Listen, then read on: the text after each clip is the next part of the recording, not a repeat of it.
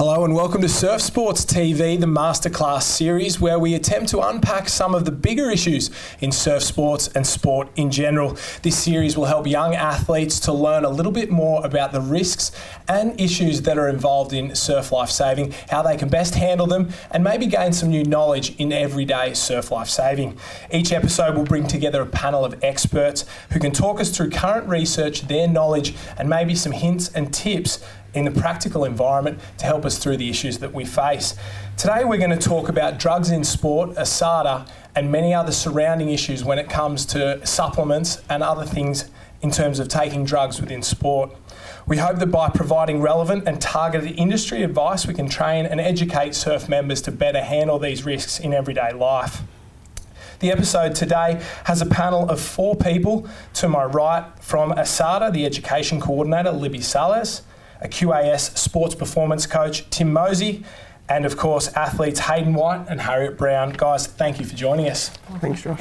We'll start with the first question, and I guess we'll start with surf lifesaving. At the moment, there's currently, 3 sports drug-related issues to do with our sport at the moment. There's been a positive test thanks to a no TUE, a failure to submit a whereabouts, and an inadvertent taking of supplements.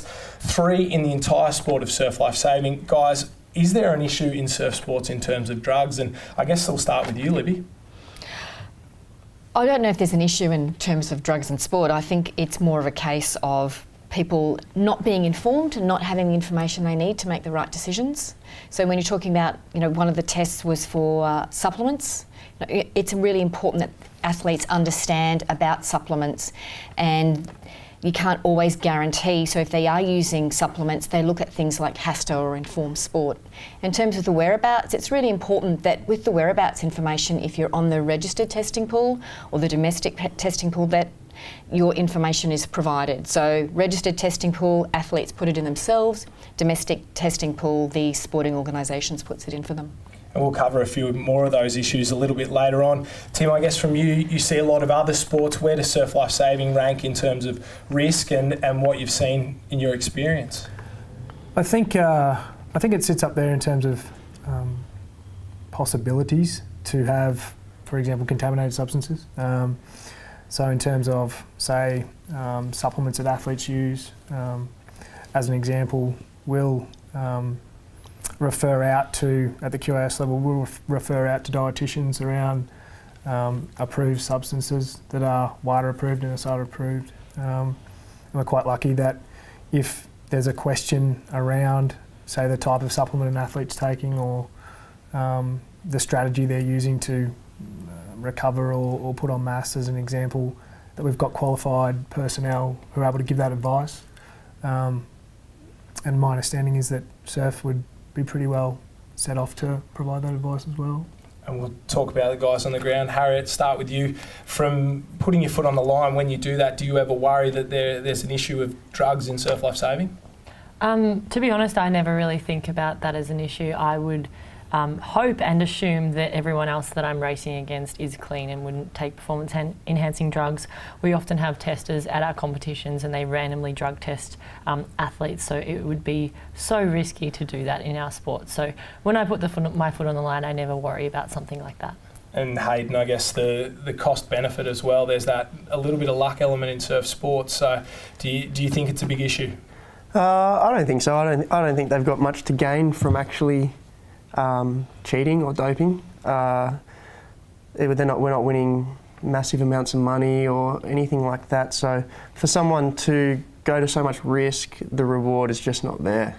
And I guess we always think about ASADA and doping as in catching the crooks, but Libby, it's not about that, is it? There's some other elements that you guys really try and push to sort of stop it before it becomes an issue. And can you run us through the protocols and how you become involved in a testing pool? And I know it's very different for a lot of sports, but just give our followers sort of an insight into the procedures.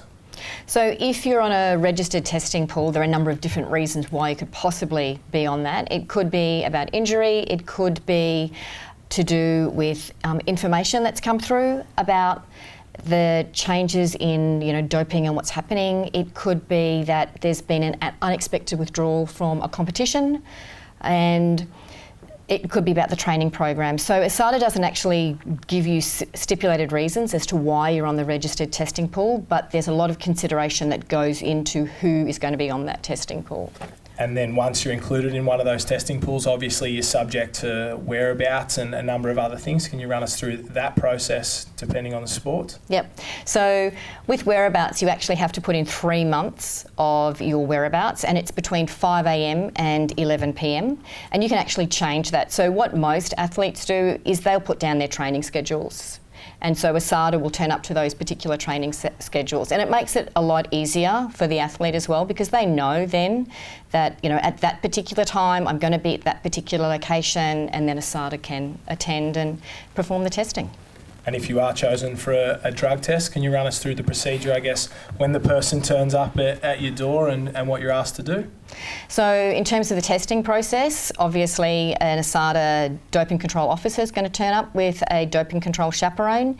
The athlete gets notified that they've been selected for a test. It is a witnessed test, so they actually have to see the sample come from your body, whether it's blood or urine.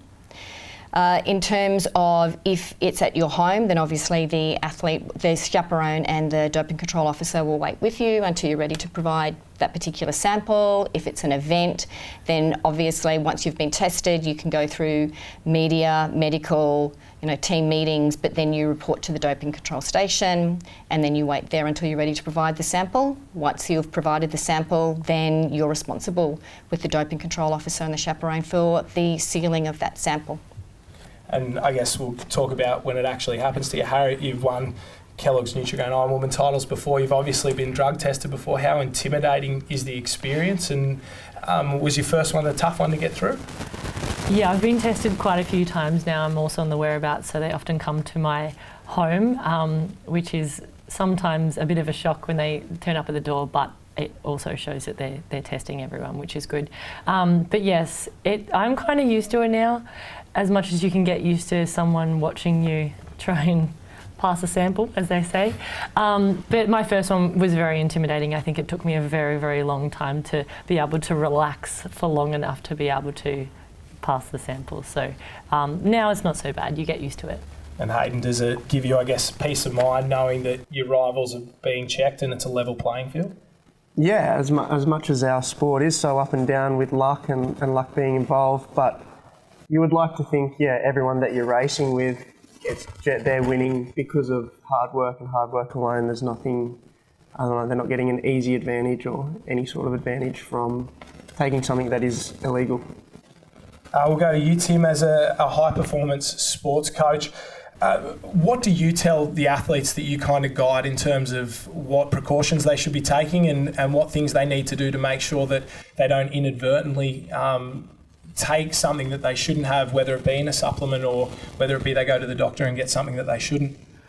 Yeah, so we've got a pretty good support network within the Queensland Academy of Sport structure. So in terms of any additional supplement that we are asking athletes to take, or we engage the dietitian to talk about any addition to what they need to add to their food intake,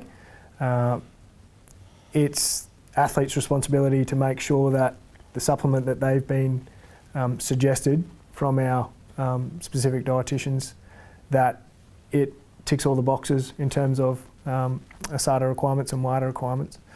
Second to that, we have a pretty significant sports doctor structure within our processes that enables our athletes to go to certain doctors who are within our network. So we have a pretty confident understanding that what they're being prescribed from the doctors that they see that we recommend to them, that it's going to be above board. If they go outside of that structure, our confidence is a little less, because we try and ratify who we suggest, and they're obviously all qualified and at the top of their field. As an example, our athlete lounge at the QS, as an example, sees a lot of foot traffic with athletes, coaches, support staff coming through. There was a point previously where For example, we'd have some protein powders that would sit in the athlete lounge.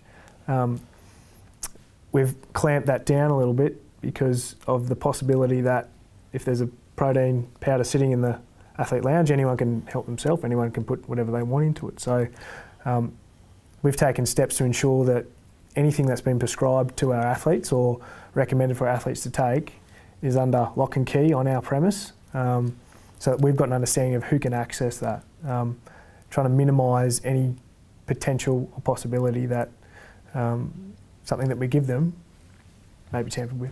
And I guess it sounds like something from a Hollywood movie, but it's better to be safe than sorry, and you take your own sporting life in your hands, don't you? It actually, for half a second, when we brought that to light, that we had supplements out available to everyone, my first reaction was, really? Do we need to be that vigilant? Of course you do. But yeah, it does sound like something potentially for a Hollywood movie, someone coming in and put a bit of something. But yeah, no, we try and minimise that, yes. Perfect. And back to you, Libby. We'll talk about now the Surf Life Savings alignment with ASADA and how their doping control policy is compliant within what you guys do. Yeah, so Surf Life Saving Australia, just like other national sporting bodies, have a compliant doping control policy. So that's actually gone through with ASADA just to make sure that is compliant. And that policy is actually available on the website. I was having a look at it today just to make sure it was there. So it's good reassurance to know that, you know, the doping control policy that Surf Life Saving has is in alignment with ASADA, and obviously ASADA works in with WADA, so you know, the codes are all compliant. So it means that, you know, it is a level playing field, and that you are working and competing against people who are at the top of the game because of what they've done, because they've worked hard, not because of things that they've taken, and that the sporting organisations are actually taking it really seriously and ensuring they've got a compliant code and that they're going through the education process. And just when you were talking before about making sure that athletes know who they can go, it's really important that athletes realise that there's now an app that they can actually download onto their phones, and from that you can check your supplements, and you can, which is through Global Dro, and you can also get a little bit more information. It's got information about the whereabouts as well and about the testing process. So it just makes it easier and more convenient. So if athletes are out and for some reason they can't get to the doctor that you've specified, if they're prescribed something, they can go on and they can actually check whether or not that medication that they've been prescribed is actually okay for them to take. So we've got mechanisms in place to help it make it easier for the athletes so they can make sure that they're doing the right thing. That's a big one with international travel too, Libby. So we've obviously got various sports that travel regularly internationally. Our triathlon season's about to come up, the overseas competition side of the season. So at any point, if athletes are away internationally, then yeah, as you said, they're not going to have access to our dietitians, our support network, our doctor network. So it's good to hear that information's available. Yep, and with tell them about it tomorrow. Yeah, sorry. Yeah. And with Global Dro as well, you can actually check when you've got the medication, the country that it comes from, because sometimes things look the same, but the medications or the ingredients in them are actually different. So, you know, just that, as you said, it's that peace of mind. I guess for you as athletes, does that make education a little bit easier? And I know sometimes athletes get a little bit lazy and maybe go, oh, it'll be all right, it's been prescribed. But I guess, does that give you the opportunity now you know exactly what you're taking and whether it's all good? Yeah, I check my substances all the time. I think that it's been drilled into us how we need to be so careful, and we are responsible for everything that we take in. So I'm often on the app just double checking to make sure. Yeah, and the ease of use now with the app coming out, if you need to take something quickly, you're sick and, you know, your doctor prescribes you something or you get something over the counter, you can just double check and make sure that, you know, you're all good. And ASADA, they've got their engage, deter, detect and enforce motto. And can you explain to everyone watching at home maybe what that's about and what you're hoping to achieve? I know it's not just doping control, but education's a massive part of it as well. Yeah, so with the Engage, we're looking at education. So we will go to different events or different training sessions for people who have been invited, and talk about the doping control process and talk about supplements and whereabouts and the things that athletes need to be aware of in terms of the doping control process. In terms when we're talking about deter, by providing that level of education, that's actually helping to deter inadvertent, testing problems. And when we're talking about enforcing, we're talking about having that ability that we can actually investigate as well, and then once we've investigated, then we can enforce that as well through sanctions. And I guess just some sort of more general stuff wrapping up. There's a lot of people that say, "Oh, what if I accidentally take something and I don't know, or what if it's in food I eat or something like that?" And you hear these horror stories, but it really is. Inadvertent drug use is not an excuse, is it anymore? No, ASADA operates under 100% strict liability, and that's part of the doping control code, and it's WADA compliant as well. And so athletes need to be really, really careful about the things that they're taking, and that's supplements. So, there's inherent dangers with supplements.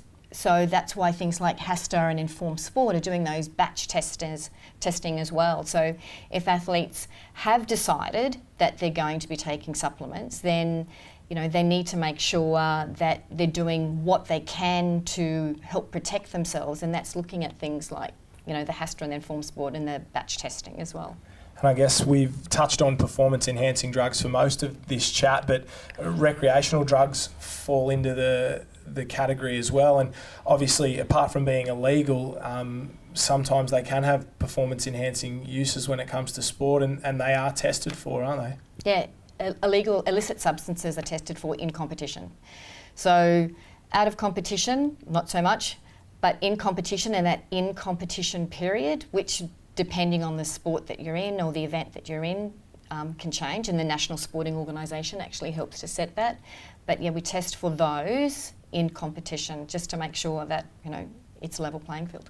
And I guess just before we wrap up, maybe one piece of takeaway advice from each of you in terms of drugs in sport, mitigating any risk and making sure that you're clean and you're sort of ensuring that your own reputation isn't put at risk.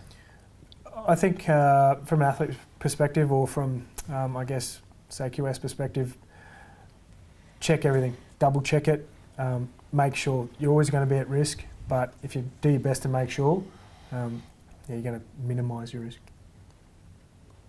I'd say don't rely on anyone to make decisions for you. If someone says to you, "I've taken that and it's fine," don't take that. Make sure that you check everything, because at the end of the day, it's your career, it's your reputation.